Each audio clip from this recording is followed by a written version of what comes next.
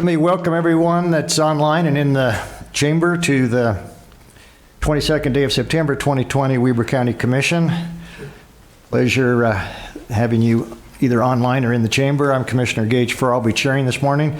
To my right, Commissioner Jim Harvey, and to my left, Commissioner Scott Jenkins. We're going to start our meeting this morning with a Pledge of Allegiance given by Charlie Ewert. Our invocation this morning will be given by Commissioner Harvey. I'll give the thought of the day, and then we will be open for public comments. Let's go to that point. Charlie? Please stand with me and repeat the pledge. I pledge allegiance to the flag of the United States of America and to the republic for which it stands, one nation under God, indivisible, with liberty and justice for all.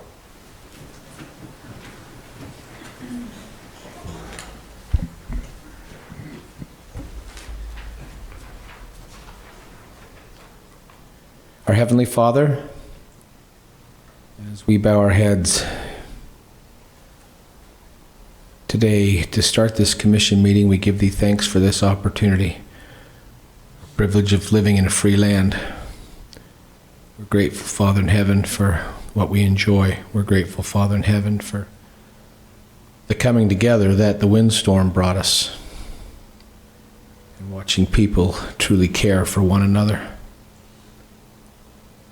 Father in heaven, we're grateful for the work here from our staff and how they genuinely try to help those to do business here within this county.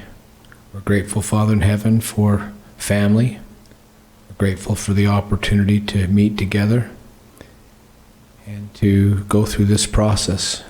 We pray, Father in heaven, for those who have cause to mourn through tragedy or other circumstances. We ask a blessing on our armed forces, on our public service for servants, and also especially those who are in need of divine intervention. We're grateful again for what we have and ask that Thou will help guide our decisions today so that they will be in the best interest of the people of whom we serve. This is our prayer. We ask in the name of the Savior, even Jesus Christ. Amen. Amen. Thank you. So, thought of the day, Commissioners. I've got a couple of thoughts, actually, both of them fairly short. The first one, as I was talking with my granddaughter last night and getting suggestions what she thought would be appropriate, she brought up some of the national events for today. Not too many of them made sense other than National Voter Registration Day. And I thought that that was an important item to bring up, and especially with our own clerk auditor here, Ricky Hatch. Now's the time to get out and register to vote. I also would note that on a national basis, and Ricky, feel free to chime in here, we're short of poll workers, and not just in Weber County, but across the country. And why is voter registration so important? I think we all know as elected officials that voting is a privilege. We are honored to have that here in the United States. And I've always said that if you don't take the opportunity, the time to vote, then you probably shouldn't have the opportunity to complain. So that might be a little harsh, but I firmly believe that. Ricky, do you want to weigh in on National Voter Registration Day? This is your bailiwick. So. Yeah, absolutely. Thank you for bringing that up. I appreciate that. It is National Voter Registration Day, which is a great day for election officials and for voters nationwide. In fact, yesterday, our office processed over 1,000 voter registrations, and that we have to touch every single voter registration. And so our staff of four people processed an average of 250 apiece. And today we're back up to another 200 to 300 voter registrations. And it's been that way for 2 months. So kudos to our election staff for handling such a high volume of registrations. one of the main reasons why registration and early registration is so important in Utah is because we mail out a ballot to every active registered voter. Utah is a by mail state, and that makes it crucial that the voter roll is accurate and current. Now, we do a lot of work to make sure it stays current, but for people who haven't registered to vote and wait until the last minute, that becomes a problem because we need to get you a ballot in the mail. So, and sometimes that can take up to a week depending on where you live. So the goal is to get registered or verify your registration now. We are just today sending the first voter registration file to our printer so that ballots can be sent out in early October. So it's just really important to make sure your voter registration information is current so we can get the ballot to you at the right address, and so you don't have to come in person on election day and stand in line and expose yourself and others to risk. We like to keep those lines as short as possible for those who really need it. And this year, we encourage you to stay home and stay safe and vote from home this year. Thank you, Ricky. Appreciate that. My second thought, Commissioners, if you might indulge me, deals with the financial health of Weber County. And just this morning, I was notified before coming down to here and met with our treasurer, Mr. John Bond, that the refunding on the animal shelter bond was completed as of this morning. Now, what does that mean? When I signed paperwork last week to basically put this in the hands of the financiers, we have a current interest rate prior to today of about 3.5%. After today, starting right now, we have an interest rate of about 1.1% on that approximately a $2 million bond for the animal shelter. So what does that mean for the taxpayers of Weber County? It means this, that net present value of that savings, in other words, what we actually can recognize today, net present value, as we all know what that means, is $170,000. That's about a 9.6% rate of return, which is a pretty good rate of return today. So I just wanted to give thanks to our financial people. Again, you'll have to indulge me. I kind of take the financing. I spent too many years in school looking at balance sheets and profit and loss, so it kind of comes back to me whether I like it or not. But our finance people, Scott and John, to make this happen. And this morning, Commissioners, we're going to hear about possible refunding another bond, so of an either greater savings. So this means that the taxpayer of Weber County, that we're using these funds for purposes that would normally be used with general tax dollars, so we can have a savings. And I think that's very important to show that our financial health, our stability in the county is AAA, above average, A+, AAA rating actually. So we can be proud of that. So that's my thought, Commissioners. Appreciate that. Let's go to public comments. Anybody that would like to come forward and speak to the commissions, now is your opportunity. Stacy, do we have anybody online with a comment? Please, looks like we've got a taker. Please come up and just give us your name if you wouldn't mind. I hate being first. Don Hall, West Haven City. One of the course of human events, it becomes necessary that we, the people, thank our elected officials. And to let you know, I appreciate it. I got one of these Weber Cares grant letters in the mail, and a couple days later, got a nice check. Good for you. And to be honest with you, we were on the brink. We were just about ready to close the doors. It's a one-person company. Myself, I do consulting and auditing for quality, environmental, and health and safety. Required to do on-site visits and verify the companies are doing what they say they do, so they get certain certifications to be able to do business domestically as well as internationally.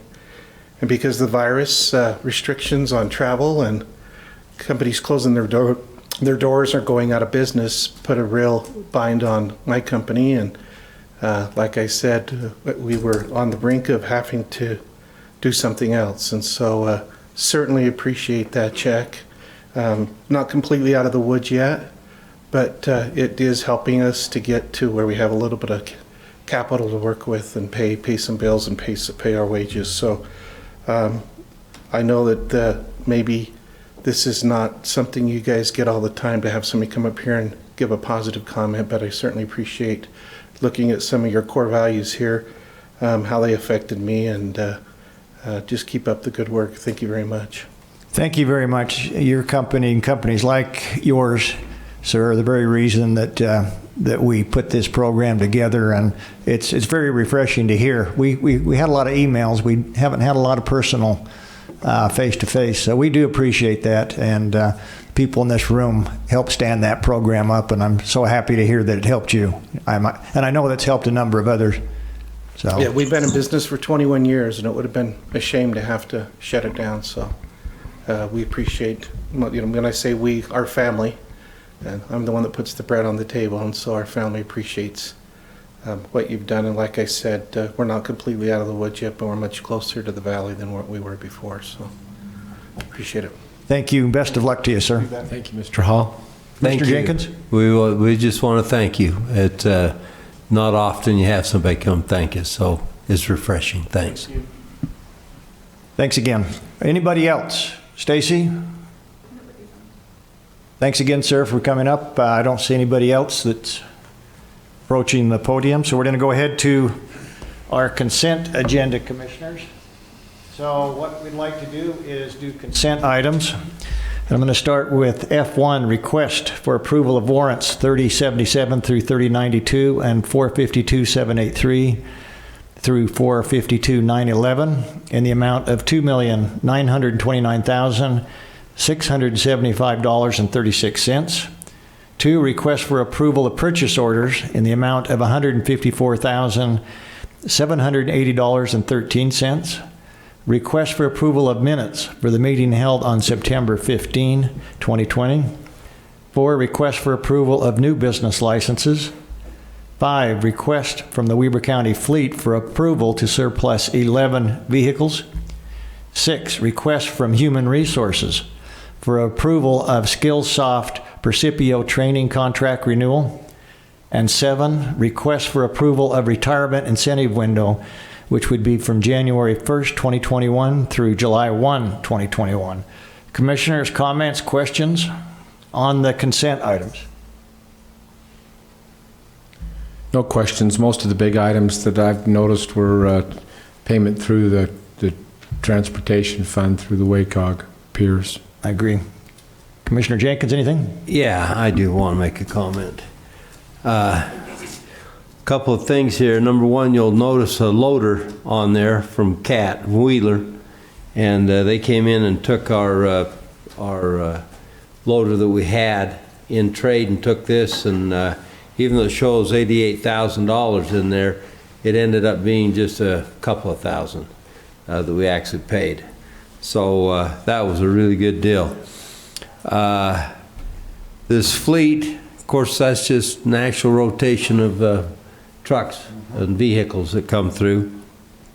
So that's to be noticed. Finally, I've never approved a retirement incentive. This is the first time for me. And I always thought it was a little crazy to do. Why should you incentivize one group of people to retire early over another group, But from a business point of view, and that's how we're trying to run this county now, the three of us, we've kind of committed that and worked really hard at it. The savings of this retirement is over $1 million. And that's money that goes right back into operating the county and paying employees. And it's pretty good reasoning behind doing it. Now, we were talking just this morning, John Watson out at the transfer station, and he's got some guys that he's paying $14 and $15 and $16 to run this equipment, and he was just telling us that he can't get people to come in and apply. Our wages are just too low out there, and that is the case. They are too low. We are being affected by the these guys that he's hiring are competing against the construction trades people. So they're machine, heavy equipment operators, and it's just hard to get and maintain those guys out there. So I know we're going to deal with this when we get to our budget hearings this year. But anyway, this retirement window will actually help us in that. And so I'm grateful for that. So I just wanted to make a mention of that, Mr. Chair. And with that, if you're ready, I'm ready. I will make a motion that we approve consent items F1 through 7 as presented to us today. Thank you. I have a motion from Commissioner Jenkins. Second, with hoping to hear from Ricky Hatch. Yeah, before I place that, we have a second, Commissioner Harvey. Before we place the motion, I'm going to go to Ricky Hatch for any explanation. Thank you, Commissioners. We issued 10 purchase orders this week for $155,000. 57% of that amount, or $88,000, was for the roads department for that loader that Commissioner Jenkins mentioned. 18%, or $28,000, is for the conference center. That went towards will go towards a cooling tower repair and replacement. And then 15%, or $23,000, is for the transfer station, primarily for hazardous waste disposal, but also some emergency staffing. As far as checks, we issued 148 checks for $2.9 million. 27% of that amount, or $784,000, is medical insurance for employees. 25%, or $733,000, is the road construction, the WACOG funds that Commissioner Harvey mentioned earlier. That was mostly for 12th Street West and 5500 South. 17%, or $490,000, was for the transfer station, and that was primarily disposal costs. And then we had 2 items for 7%, or around $200,000 each. One was corridor preservation, purchasing land in North Ogden at 400 or 450 East. And then, as Commissioner Jenkins mentioned, trucks and vans for the sheriff and Zamboni for the ice sheet through our fleet department. Thank you. Is that all, Ricky? Yes, sir. Okay, before I place the motion, I just want to thank our Human Resources Director, Sarah Swan. She spent numerous hours with her staff putting together this retirement incentive. And I'm like you, Commissioner Jenkins, this is the first incentive I've approved. But looking at the numbers, looking again at the financial benefit in ongoing funds that we can use for other purposes, this makes sense. So with that, I'll place a motion. All those in favor say aye. Aye. Aye. Chair votes aye, motion carries. Thank you. Let's go to action items G1. Consideration for adoption of a resolution authorizing the issuance and sale of not more than $28,700,000 aggregate principal amount of general obligation refunding bonds and related matters. And we have with us Mr. John Bond. Mr. Bond, thank you for being with us. Congrats on the last refunding. I use the term refinance, but I understand that's the wrong term, so time's yours. Good, thank you. We've got a wonderful finance team I get to work with, Ricky and Scott, and our attorneys come through, Chris and Cortland. We've also got outside counsel that we get from our financial advisor, Jonathan Ward, who's here from Zions Bank, and Gilmore Bell's our bond counsel for attorney work, and Blake Wade and Randy Larson there help us a tremendous amount. What I'd like to do is just give you a brief summary of where we are. We've got 6 bonds that we're working with right now for county that we've funded different activities with. They are the animal shelter, the health department building, the ice sheet, the Pleasant Valley Library, and the expansion on the library, the GO bond for the library services that we did in 2013 were made up of 2 bonds, one for $34 million and one for $11 million. So that was the $45 million bonds that we started back in 2013. We're also connected with a Summit Mountain bond for their assessment area up there, and then dispatch. So we are involved in those 2 also. But of the 6 bonds that we're directly involved with, over the past couple of months, we've directly attacked those 3 to figure out how 3 of those 6. The library, in context, the $45 million makes up about 84% of our debt.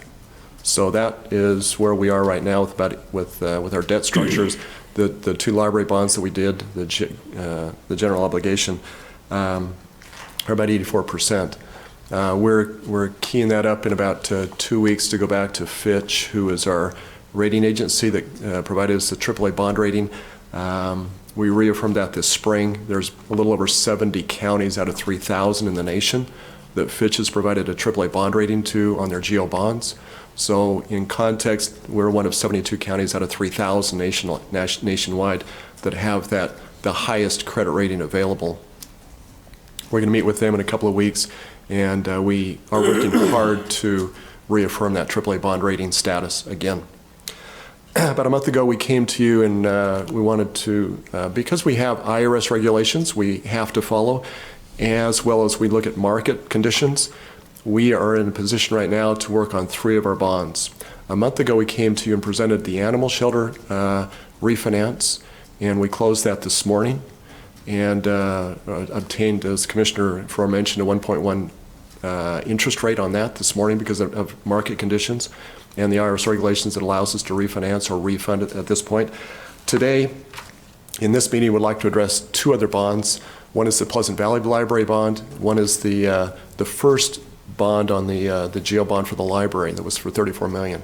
I'd like to just basically introduce those and then ask Jonathan Ward to come and give us a little bit of detail on how that is coming along. But as I said, the animal shelter is done as of this morning. We got a wonderful rate for that, 1.1. What we're doing with today's agenda items is the $28 million is the first library bond, and the second matter is the defeasance, or the plan that we have to defease or basically pay off the Pleasant Valley Library bond. Over the last 2.5, 3 years, our finance team has aggressively tried to address 3 bonds and pay them completely off. We were successful in getting a bond for the flood control paid off of $5 million. We had a 12th Street construction bond for about $10 million we completely paid off. We've increased our liquidity over the last 2 years to put the county in a really strong financial position, which has helped us this current year. And today we plan on starting or activating the plan of paying off the Pleasant Valley Library bond in the next few weeks. With that in mind, I'd like to ask Jonathan Ward to come by and just provide us a little bit more detail on each of the 2 bonds that we're talking about today, the defeasance for the Pleasant Valley, paying it off, as well as the library bond. And, Great, thank you. That. Thank you, John. Welcome. Thanks, Commissioners. Appreciate you being with us. Yeah. Right now, we're looking at very low interest rates, and so as the finance team considers what options there are and how to save money, we've tried to take a stab at that. And on the one hand, borrowing at very low interest rates is a great thing to do. We don't typically extend the debt, so on the 2013 bonds for the library, we would maintain the same footprint, if you will, the same term, but just try to refinance and save on the interest costs that the ratepayers here in the county pay. We are looking at about a 1.5% interest rate for the remaining 14 years. It saves just about $2.3 million on a net present value basis.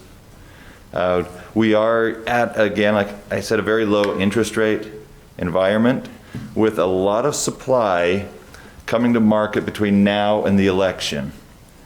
If there's, as one underwriter who's in the markets all day, every day, it seems, every week, indicated recently, if you change, well, he just said, it's amazing what politics does to financial markets. If you change the representation in the White House, if you change representation in the House, if you change representation in the Senate, you know, where does that leave the markets and everybody's expectations? There's enough running to the markets right now that we're seeing a pretty aggressive increase in municipal bond supply.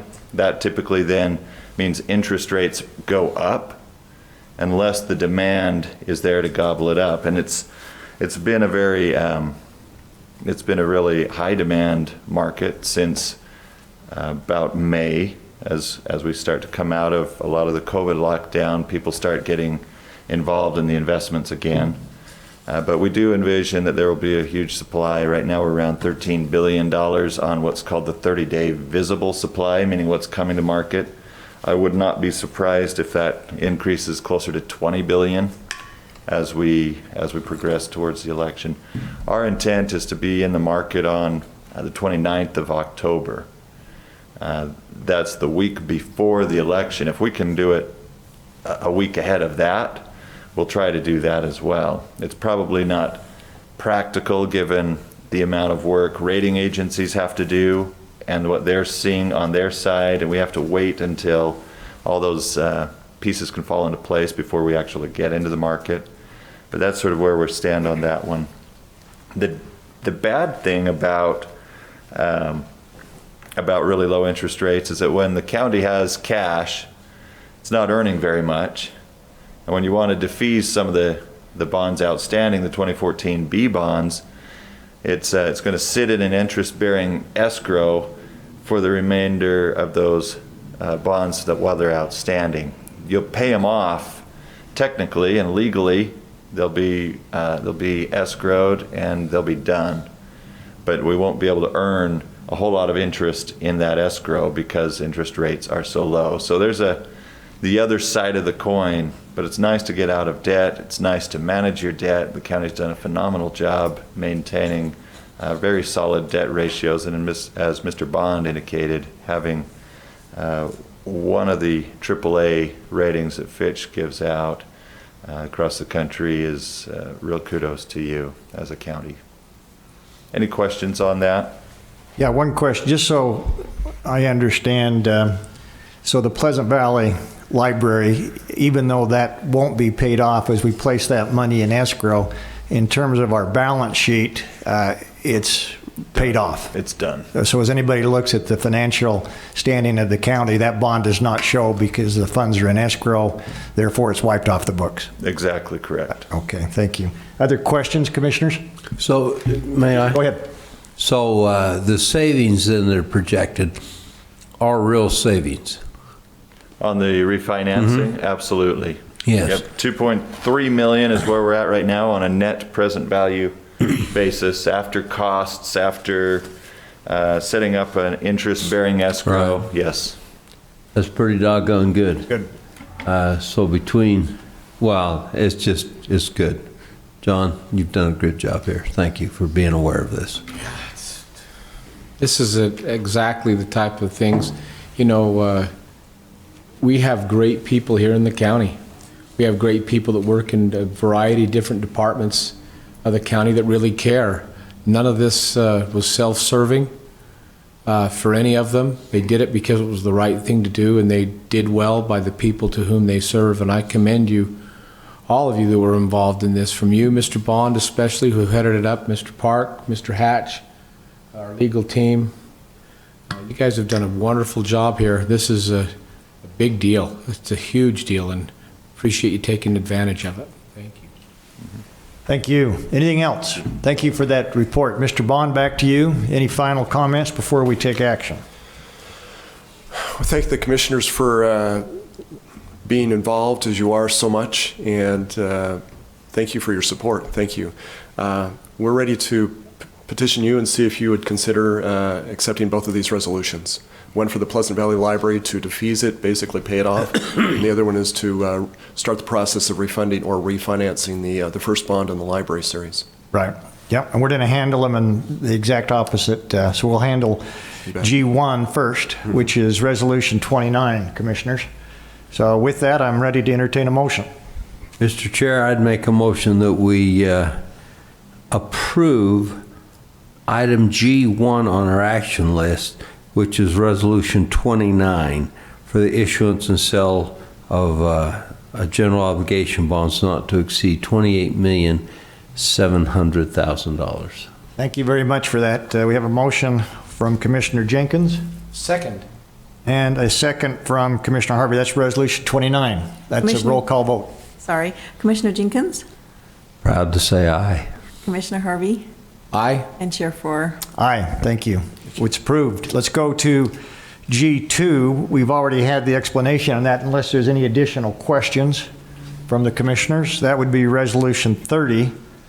Mr. Chair? Yes, sir. Motion to approve item 2 on our action item list this morning, authorizing the county outstanding sales tax revenue bonds, Series 2014B, from legally available monies of the county in related manners. That would be resolution number 30. Thank you. We have a motion from Commissioner Harvey. And a second. Second, Commissioner Jenkins. It's also a roll call vote. Commissioner Jenkins? Aye. Commissioner Harvey? Aye. Chair Faure? Aye. Unanimous. You have approval on both those, John. Awesome. Again, thank you very much for your hard work and all the people involved with the bonds. I can just say that, and I worked with Mr. Hatch on signing those documents. That's a lot of paperwork that we signed, so. It's a lot behind the scenes. So, yeah, a lot of work that, putting the paperwork together and making sure we had the paperwork in order. So, great effort. One more thing, Mr. Yes, Chair. Just to be clear, we hope this gets watched another time. What that means is we just refinanced our house, so to speak, or a portion of our house at 1.1%. And for those who have a loan or a mortgage on their home, never heard of such rates. So that just puts just another attaboy to you. 1.1%. Good for you. Good for us. I think the AAA bond rating provides the market the confidence to invest in our bonds because they're secure and they do not require as high of an interest rate. And that reflects in what we're talking about today. We're a good risk when you're the top 2% of all counties in the United States. And that's what it looks like, what we're talking about today. Yeah. Yeah, great effort. Unlike some counties that we see across the state, not to mention any particular counties, but we are far and above from a financial health standpoint, stand out in the state. So thank you very much. And that's a lot because of you and your team, John. Thank you. I want you to know that. Okay, G3, we've been asked to hold. Let's move to G4, which would be consideration and action on a development agreement between Levanta LLC, Los America Resources LLC, and Weber County to guide the development of storage units at approximately 4706 East, 2650 North, known as Clark Lane in the Eden area, otherwise known as Eden Boat and RV Storage. Mr. Charlie Ewert, time's yours. Thank you, Commissioners. Give me just a moment while I pull up a presentation for you. Most of this presentation you've seen. I just wanted to go over some of the finer points because it's been a few weeks since we looked at this.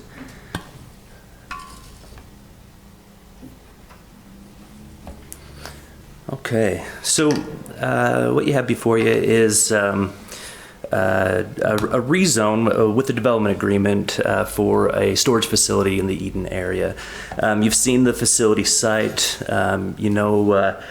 Generally where we're looking at is essentially right here, just to the west of the junior high school. In blue, the blue outline is the county road shed. The red outline is where the applicant's property is.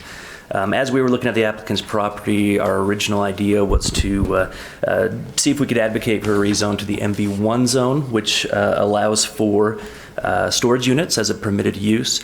But there was some concern from the public about what MV1 could turn into if the development agreement were to fail or if other things were to happen in the future. Because there are some uses in the MV1 that were a little bit less desirable, I think, for folks in the community. Where there's the CV2 zone, not too far away, that seems to be a fairly decent replacement zone. It still allows for storage units. And so flipping over to asking for the CV2 instead of the MV1 zone wasn't too much of a challenge, I think, for the applicant. Not to speak for the applicant, but there were 3 residential properties right in between where this property is and where the CV2 zone currently is. These are the only 3 residential properties. They're sandwiched between the school property. This is a canal. On the other side of the canal, it drops down pretty far to the riverbed, and then you've got the county road shops, road sheds here.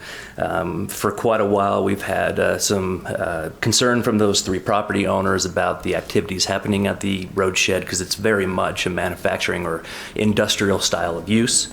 And so rezoning the road property to the MV1 can help people who in the future invest in these properties to know what is going to be occurring there in the future and have a little bit more of a sense of assurance as they do their due diligence. But also to provide a quality link and not spot zone, but provide continuity in zoning. We're suggesting to rezone all 3 of these properties to the CV2 zone to just go in there and kind of pick up that little peninsula there. I have spoken with both property owners of these two properties. It's been a little over a month now, but at the time they were very much in favor of the CV2 zone. They did want to see maybe a few more trees or some landscaping here along the county road shed. I said I'd mention it, but I didn't make any promises. And they'll probably continue to use the property as residential property for now, as legally established non-conforming right. And then at some point in the future, they'll have the CV2 zone where they can convert to some kind of a commercial use. So this is what it would look like, the zoning map, if the items on the agenda were approved today. We know that the general plan advocates Can you go for- back just to Sure. that, just Yeah. so I can give us a chance to look at it? Sure can, yeah. Kind of went quick there. So that's if the 3 items are approved today. That's right. Is that correct? Yeah, well, the 4 items, you've got a development agreement on the agenda. excuse me, And the- then yeah. 3 rezones. Yeah. Yep. And I broke it out that way just in case there's any static or desire to not approve one or the other. Right. You can make that decision and it wouldn't delay the other ones. So Charlie, just so I'm clear, so agenda item G4 that we're on now deals with the development agreement. That's right. G5 would deal with the 4.7 acres. Yep, which is the red bounded property right here. The 3.35, I'm assuming, is the adjacent property to Yep. the west, It's these, it's these 3 parcels here. right? And then item 7 would be the county property. That's right. Got it. Everybody, so does that make sense, commissioners?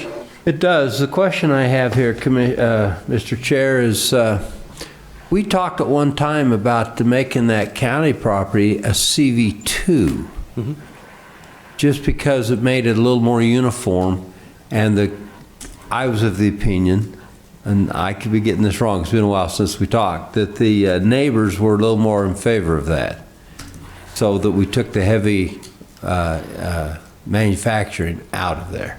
Okay. And I don't recall that specific part, but on item number 7, if you were to approve that, but change it from MV1 to CV2, just as easy as that, and I can make that tweak on the ordinance before you guys sign it. Well, maybe we can talk about that when we get to it think in so. a little more detail. Now, But I know at one time we sat and talked about making the county property a CV2 instead of MV1 because it was a little more, not consumer friendly, a little more friendly to the neighbors Exactly right. in there Okay. and the people up and down the road. That's exactly right, Commissioner.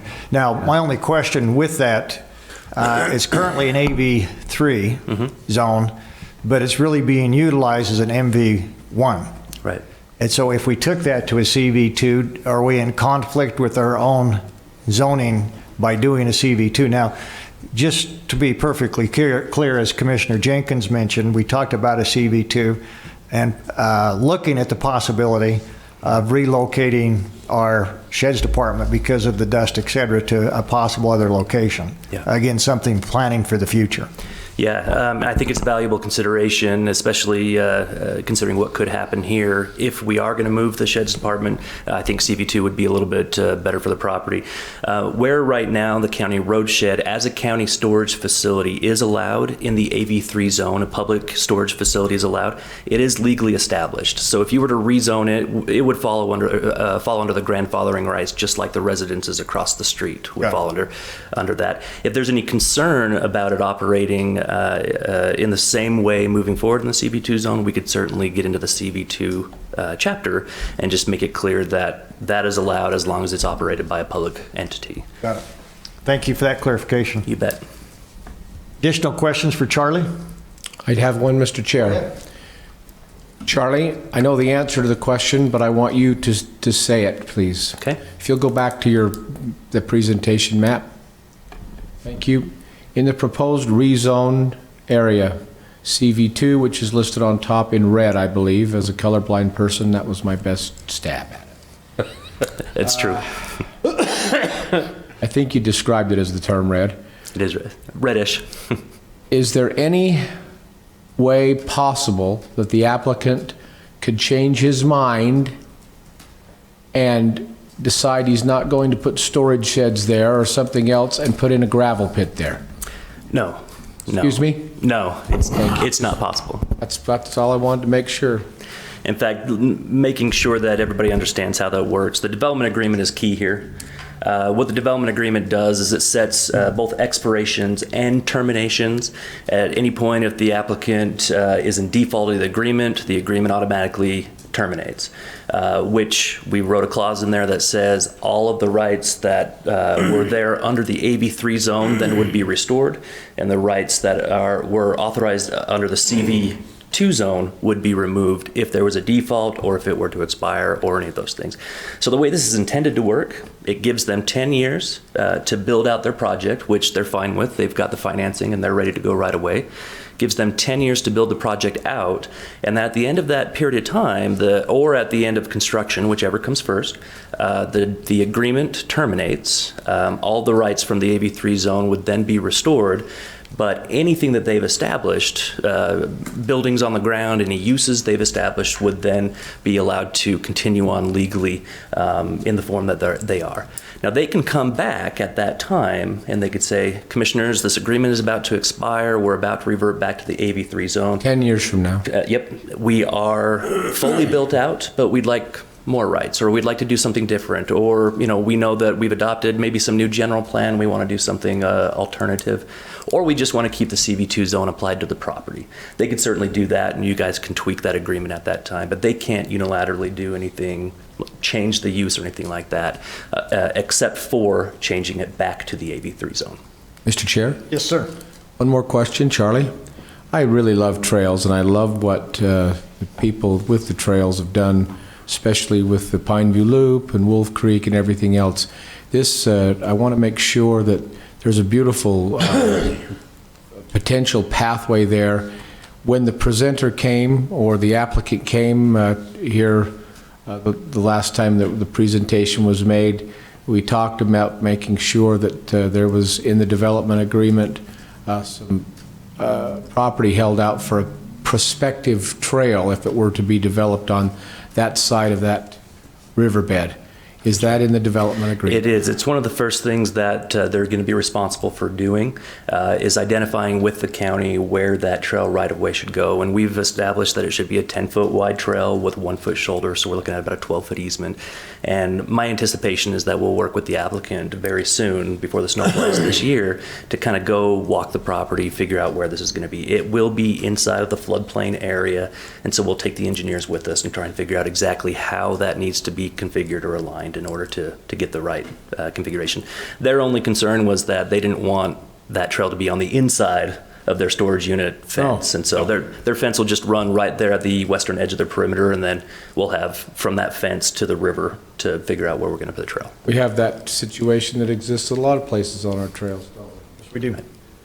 Thank you, Mr. Chair. Thank you. Additional questions or comments? Charlie, you just brought, or Commissioner Harvey just brought up a point there that I want to talk a little bit about.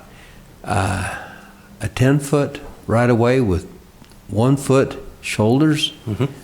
It's a frickin' trail, and it's 12 feet wide. I call it, that's a road in my, out where I come from, 12 feet's a road. It's not a trail. Tractor down it. Yeah, is this a motorized trail? No, the intention would be that it would be a paved pathway, similar to Pineview Loop pathway, which is 10 foot wide. That just seems awfully big. Am I off there? The standard that the county has adopted is 10 feet, so you get 5-foot travel lanes going either direction, and then you have unpaved shoulders on both sides. Sometimes you need a little bit more shoulder if there's a slope, but that is the asphalt standard that we've adopted. Okay. All right, as long as it's standard.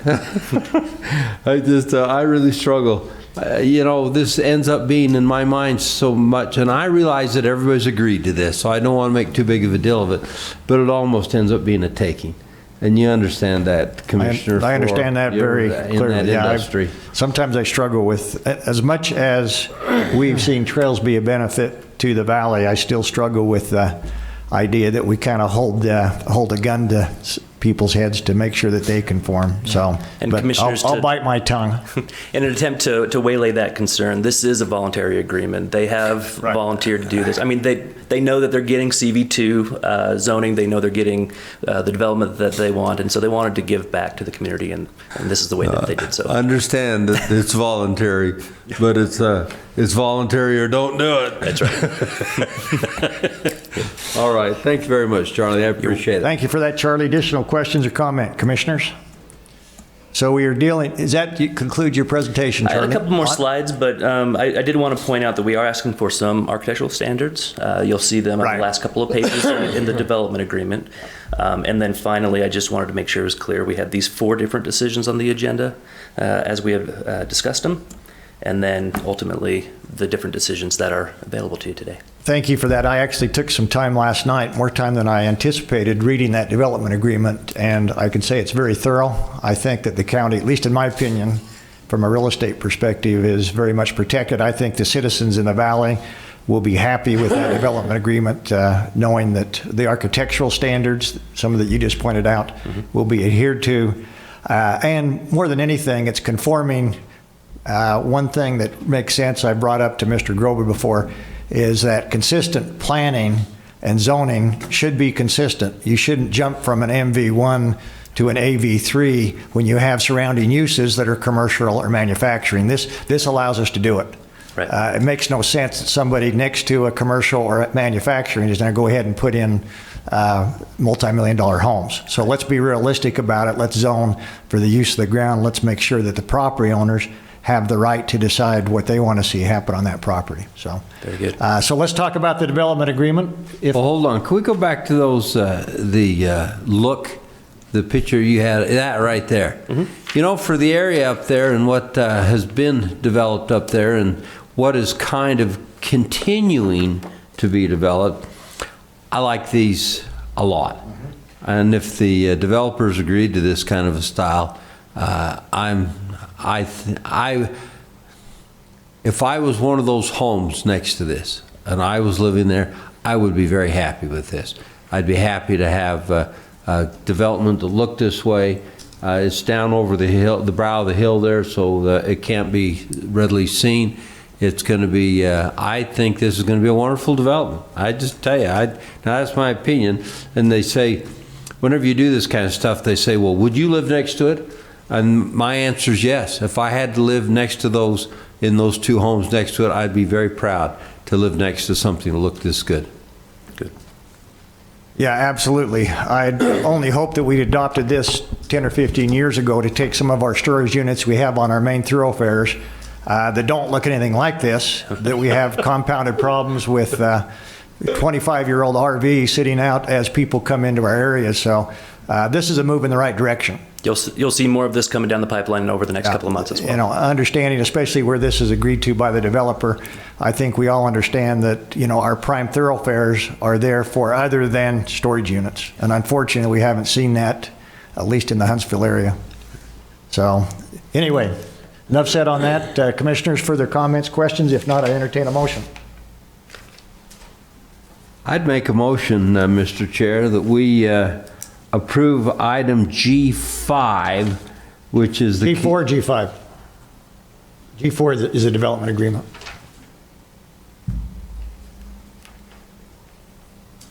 Yeah, G4. I'm sorry, I jumped up one. For the development agreement between Levanta LLC, Las America Resources LLC, and Weber County to develop this RV and boat storage. Thank you. We have a motion from Commissioner Jenkins on item G4. I'll second. And we have a second from Commissioner Jim Harvey. This is a voice vote, so I'm going to place the motion. All those in favor say aye. Aye. Chair votes aye, motion carries. So G4 is approved. Let's go now, Commissioner Jenkins, to G5. All right. I'd make a motion that we go, that we approve item G5 on there, which is the ordinance amending Weber County zoning map. Thank you. So that would be ordinance, G5 would be ordinance 14. 14. Thank you. We have a motion. Second. And we have a second, Commissioner Harvey. Commissioner Jenkins, Aye. Commissioner Harvey, Aye. and Chair Farer. Aye. Motion carries unanimous. Thank you. Let's go to agenda item G6, which is consideration action on ordinance amending Weber County zoning map to rezone approximately 3.35 acres of land located at 4708 East, 4736 East, and 4770 East, 2650 North, Clark Lane, from AV3 to CV2. That's just a continuation of that plat that you see on the screen. Questions, commissioners? If not, I'd entertain a motion. Motion to approve the ordinance amending Weber County zoning map to rezone approximately 3.35 acres of the land located at 4708 East, 4736 East, and 4770 East, and approximately 2650 North, or Clark Lane, from the AV3 zone to the CV2 zone. Thank you. We have Ordinance 15, I believe it is. exactly right. We have a motion from Commissioner Harvey, and do we have a second? You do have a second for me. And we have a second, Commissioner Jenkins. That's G5 Ordinance 15. Adamo? Commissioner Jenkins, Aye. Commissioner Harvey, Aye. Chair Farer. Aye. Motion carries unanimous. G6 is approved. Let's now move to G7, which would be Ordinance 16. So this is the one that we might want to have some discussion on, commissioners. So this deals with the county site, current site, currently in an AV3, but for all intents and purposes being used as an MV1. There has, as Commissioner Jenkins very thoughtfully pointed out, there has been some discussion that it might be proper to, again, be consistent with our zoning to move this to a CV2 versus an MV1. Discussions to that action item, commissioners? Mr. Chair, the only reason I think that we should consider this is because it flows as a rezoned area. It matches everything that's around it now. And our intention is to eventually get out of there someday, hopefully not too far in the future. And as we do that, it would soften that area and take it out of manufacturing and would put it into just a commercial use. And once again, you say as a neighbor, would you want that? And that is something I would prefer. If I lived in one of those homes down there, I would prefer that. And I think it's in keeping with what we're trying to create down there. Is that fair to say? I agree 100%. Trying to create down there. Uh-huh. Charlie, would you pull the map up again? You flip over. And if I might, Commissioner Jenkins, I think it makes the county more transparent for those that look at property around us to really look at the zone versus what it's being used for. Agree. So, anyway, go ahead, Charlie. Commissioner Harvey, floor is yours. Yeah, this is, you know, I'm sitting here right now in my mind thinking what's good for the goose is good for the gander. I've heard that before in my life. And I see that creek bed going through that bottom tip of our property. And I realize there is some property between the red zone and our property there. I don't know that now is the time we should. Explain that to me? What you just said? Mm-hmm. There is some property between, I don't understand that. Well, it looks to me, I'm following the creek bed, not the lines. Oh, okay. Does that make sense? Yeah, now it does. Sorry. I didn't understand Thank what you you're talking about. for asking that. I'm just following the creek, not the property line. And as that comes through there, I'm just sitting there thinking, boy, you know, if we're really concerned about trails, which I am, I'd like to see a continuance of that. Active transportation role as we work hard to tie up Old Town and New Town Eden, although there could be a little bit of a change. I don't want to make that contingent on this passing or failing right now, but I certainly want to make the comment and bring it to the attention so that it's part of public record. Because there's a lot that goes into it. I mean, we're a long ways off from any of that, but I think it makes it more fair.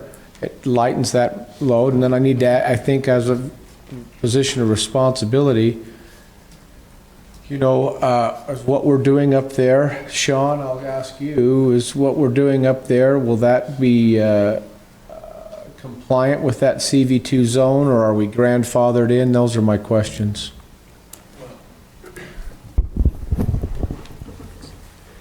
Commissioners, right now, I believe we are approved as a governmental use. So, Charlie, is that governmental use still in the CV2 zone? That's the part I don't know, but So that's what we we would have are to look legally at. established right now Correct. as a governmental use. So you change the zone, we will be grandfathered. The use would stay, but if we ever change that use, then Thank you for educating me on that. I appreciate that. And then also, then that answers my next question, which was, I think we lease a piece of that property, and so that all just stays grandfathered in. that's a good question. And I would probably have to consult our legal team about how that lease would be affected, because it's not technically a governmental use. So I'm thinking about today and thinking about tomorrow while we're making this decision. So I'm just bringing up the questions. Well, Charlie, isn't our lease, or Sean, in the MV1 zone now? As far as I understand it, the lease is in the AV3 zone. So the lease is in the AV3? Correct. Okay, so that's part of the AV3, okay. So they're actually we're in non-compliance. That's with- the whole point. Well, Isn't that right, Charlie? Can I refrain from answering? No? I'm not sure that the uses right there are in compliance with the AV3 zone. Yeah. For our tenant. I mean, obviously, we have government right to use it for what we want, just like a school district. Right. But, yeah, I'm not completely sure that gives us the right with our tenant. I'm just asking Commissioner? questions, yeah. So I would prefer we come in compliance, personally. Me too. So commissioners, you could potentially come into compliance if you were to rezone that portion of the property to the MV1 zone. I know for sure that is allowed in the MV1 zone, what they're doing there. It might be allowed in the CV2, but I've got to go and do the research. It's not something I've looked into yet. I'm going back to what's good for the goose is good for the gander. That statement, we just did all this approving of those other things, and I'm just trying to be fair. Well, the only reason you consider this, may I? Yep, go ahead. The only reason you consider this is because it's open and before us, right now. Right. So right now, we could make that change, and it'd be clean and neat. We could tie this whole thing up, put a bow around it, and whistle Dixie. And I'd kind of like to do that. Or Bonnie, or Mary, or any other, whistling. Well, and I'm in favor of making sure that is complete. The only thing that I'm not completely sure of right now is how that would impact our tenant with the CV2 zone. so commissioners, that lease is up, I believe, October 31st of this year. There is the possibility of renewing for one more year under our current agreement. But we can look into that. We can also look into the AV3 zone at those uses and just see if the use that they're conducting right now, which is storage of landscaping products, is allowed Right. somehow. But let us do that research. Mr. Chair? Yes. I'd make a motion that we hold item 7 for now till we get that research done, as much as I'd like to wrap it up and put a bow on it. And, I'd go either way right this minute, but I think, are we in a hurry, or what am I missing here? Again, I'm just trying to be taught, but No, I don't think we're in any kind of a hurry. We figured we'd kind of put all this together since we're talking about the area. good, thank you. But I listed it separately just in case something like this came up. That's up to you too, though. I mean, I don't know. That's a motion, right? I'd make that in the form of a motion to I actually- continue the meeting on. I actually appreciate that motion. I think that's a proper course action this time, if we have a second.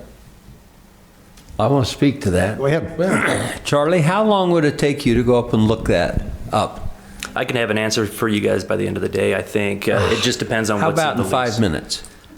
I could do my best to get 5 minutes, maybe 10. It's a big chapter. I have to scroll through a whole chapter there. You know, this is not rocket science, what we're doing here. This is pretty standard. And since the thing is open and in front of us right now, I'd like to, well, I'm not going to vote on that motion, but I'd like to make an alternative motion to take a 10-minute recess. Well, we go into a public hearing, so we can always bring this back at the end of the public hearing.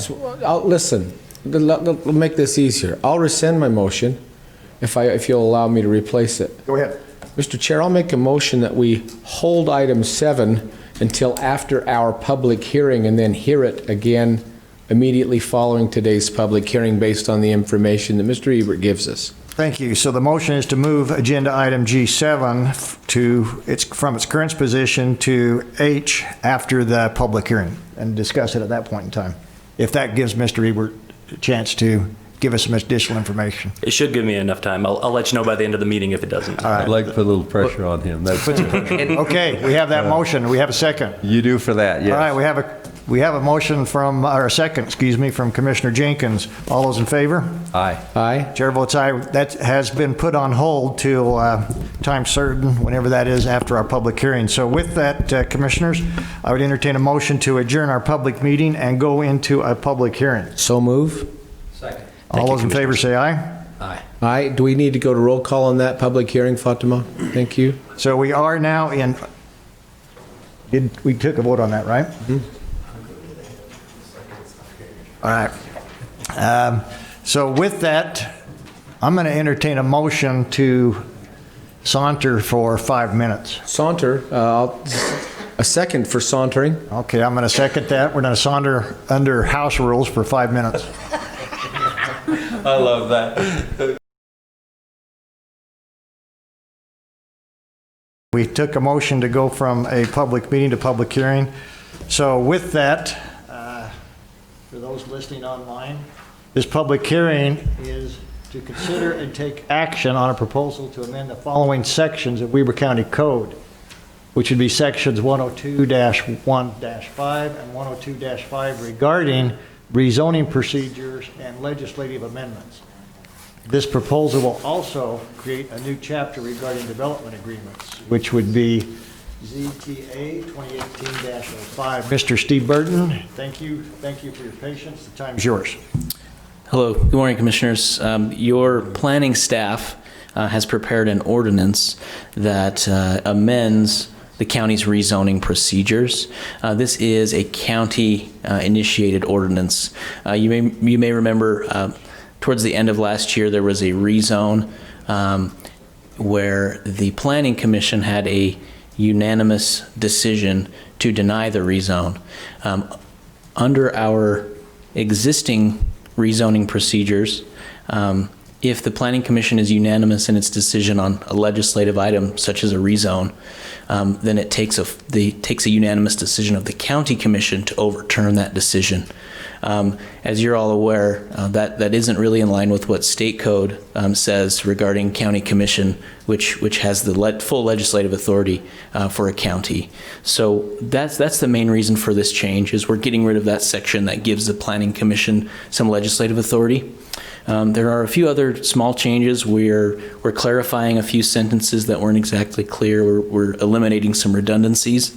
We're also adding a section for development agreements. Nothing in that section obligates the commission to enter into a development agreement. It's completely at your discretion. We wanted to add that into the code so that when we do get rezones, we can refer developers to what the county is going to be asking for, what we're going to be looking at if we do ask for a development agreement. Both of your planning commissions have recommended approval of these changes. So they were aware of this, and they Yes. have been brought aware of this, I'm assuming. That's correct. And what this does, it brings us compliance with state statute, which obviously does not give legislative authority to planning commissions. It was never the intent of the legislature to do that. And how that slipped through Weber County remains to be seen. But Right. anyway, so what this does, it cures some issues, compliance issues, and takes the planning commission basically out of harm's way for legislative actions that they weren't intended to make. With that, commissioners, Question, well, let's go to public comments first, see if there's anybody in the public that would like to comment on this. Do we have anybody online, Shelley or Stacy? Not for comments? None, Shelley Hallisey. None from Shelley? Okay. Commissioners, questions, comments, or action?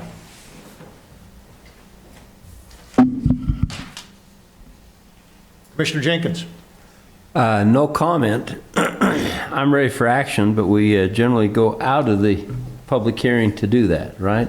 Yeah, so. Right, so if that's So the okay. action would be to, if there's no other comments on this or questions for our presenter, then the correct motion would be to adjourn our public hearing and go back into our public meeting, which I'm, So moved. okay. Hold on. Was I asleep at the wheel here when you asked for public comment? I asked for public comment, I asked for anything on Zoom. So, okay, let me wake back up and then, yeah, second of. We're through sauntering, just. Yes. Yeah. But, you know, we always had problems with, Shuffling off to Buffalo. we always had problem with the Senate that way too, so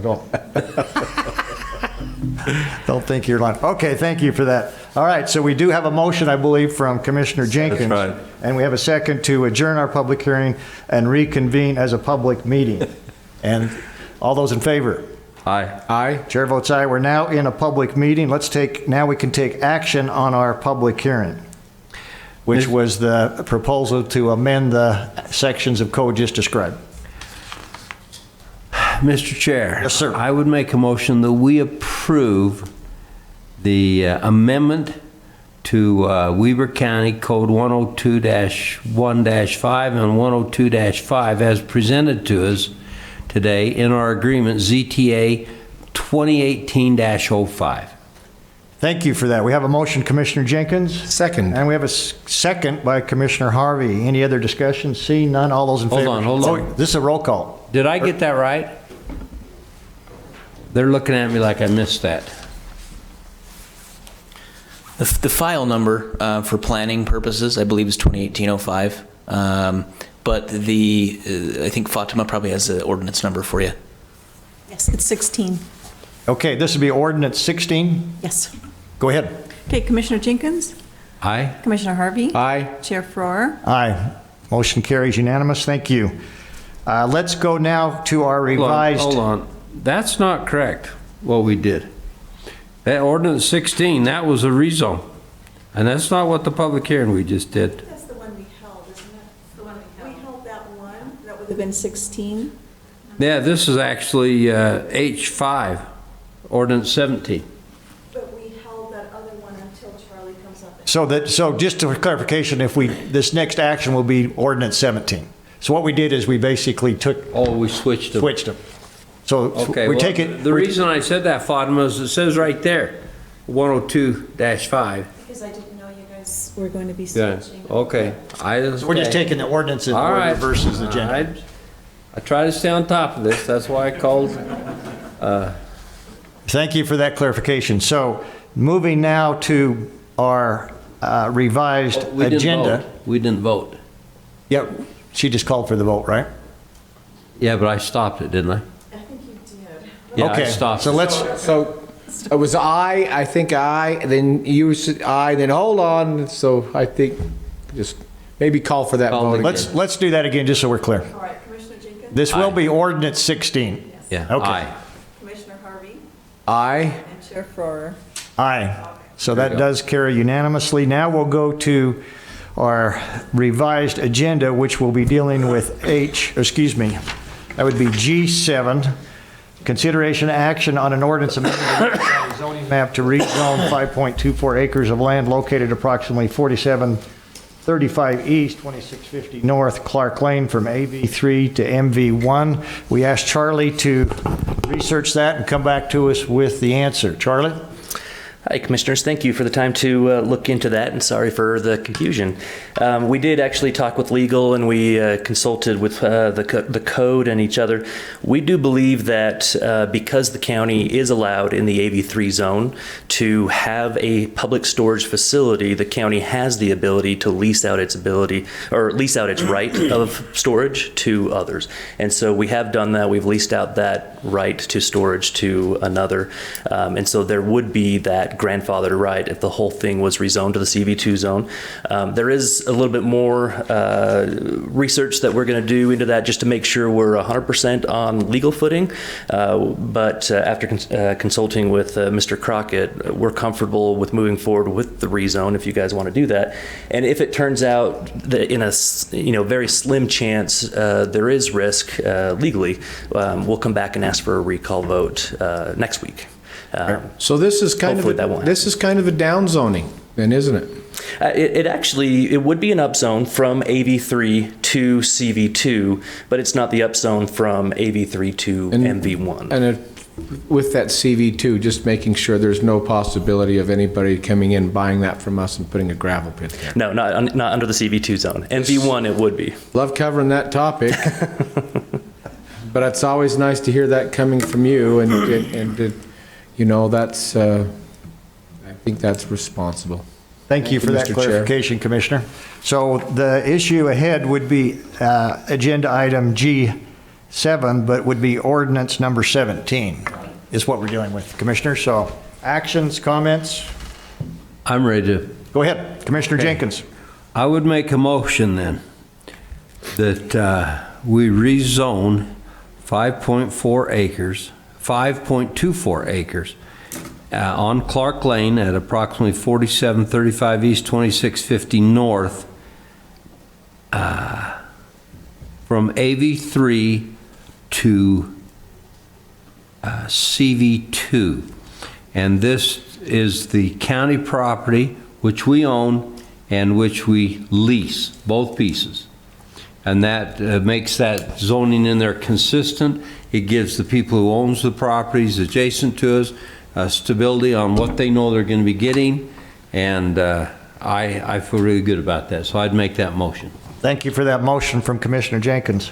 When you say, sorry if I may, Go Mr. ahead. Chair, when you say we lease, you mean we are the lessor, not the leasee. That's true, lessor. Correct. Thank you. And with that clarification of lessor, I'll second. And we have a second from Commissioner Harvey. Let's do the roll call vote. Commissioner Jenkins? So this is ordinance 17 17. now. Ordinance 17. Yes, I vote aye. Commissioner Harvey? Aye.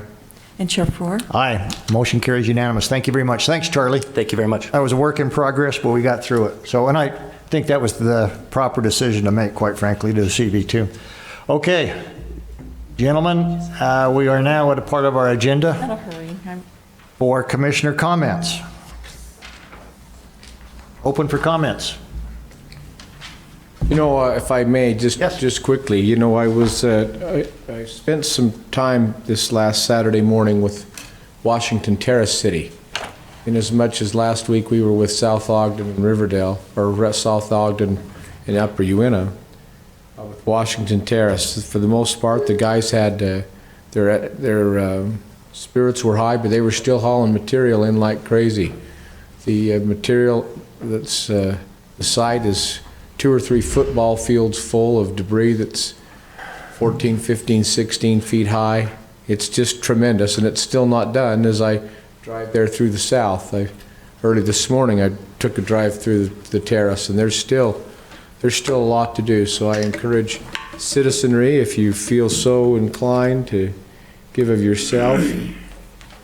There are those who don't have family members or neighbors that took care of them like they did the others, and there's still some great work to do. So I'm grateful for what you've done, Sean and Commissioner Jenkins, John Watson, Randy Molding, to help accommodate not just the green waste, but also the root balls or the tree balls that are coming in that are just massive now, and they're hauling those out to Little Mountain for a reduced fee.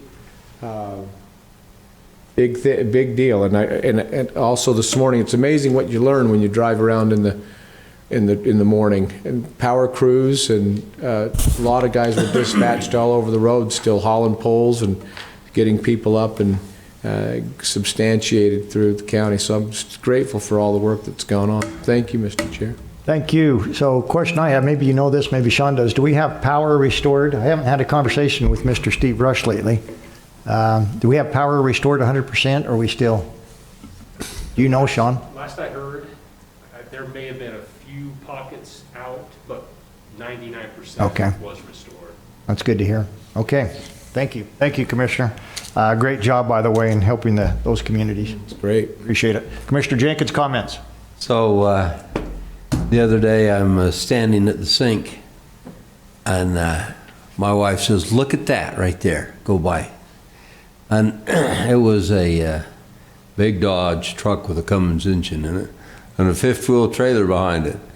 And on that fifth-wheel trailer was a root ball that had to be, it hung off both sides, and those trailers are 9 feet wide, so it's 10 or 11 feet wide, and it was considerably taller than it was wide. It was a massive root ball. And I thought, man, that guy's hauling that root ball out to the county right now. It was just huge. When you look at those, they're heavy enough that a front end loader can't put them on. They have to be craned on to a trailer. Just massive. And you can see, even though the cleanup is pretty much done, the root balls, they will be for months to come as people get out of this situation they're in. And it's a tough deal. It's hard to become involved in that because, well, Commissioner Harvey and I had a picture somebody had sent us of a root ball, and right in the middle of that root ball was a sprinkler line that went through there. And you know the minute you move that any further that sprinkler line is going to break. Well, you have gas lines, you have water lines, you have electrical lines, you have all kinds of other lines that are in people's lots. And so it's hard. This is hard when it gets to this point. So I agree with Commissioner Harvey. It was really good to be involved with that, and I think all in all we've done a pretty good job. Number two, I want you to know I appreciate you accommodating me on these kind of deals when we get down to this rezoning and these ordinances. You kind of work your way through them, and that's what we do. You know, this is like being back on a city council a little bit. That's the way you do on cities. You you try to see where you've got support and what you can do to move this along, and I feel very comfortable about where we went today. And I think we sent a message to the Upper Valley that we're going to try to be consistent in what we do here.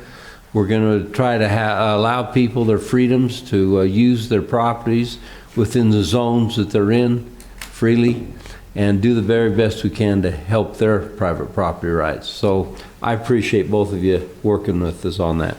Yeah, thank you. And, thank you, both Commissioner Harvey and Jenkins. This rezoning issue has not been an easy one. In fact, I think we first heard this a month or so ago, and we've had numerous meetings on it. But at the end of the day, after research and being consistent, and I agree with you, Commissioner Jenkins, even though it wasn't an easy decision, it was the right decision. Yeah. And I appreciate both of you getting into the weeds on this zoning. It's not always the easiest issues, especially sometimes during election years to face, but it is what it is, and we owe it to those property owners up there to do the right thing, which I believe we firmly did. With that, I'd entertain a final motion. So move. We have a motion. Second. And we have a second. All those in favor to adjourn, say aye. Aye. Chair votes aye. We're adjourned. Thank you very much. For those people listening online, for those people with us today in the chamber, we're adjourned.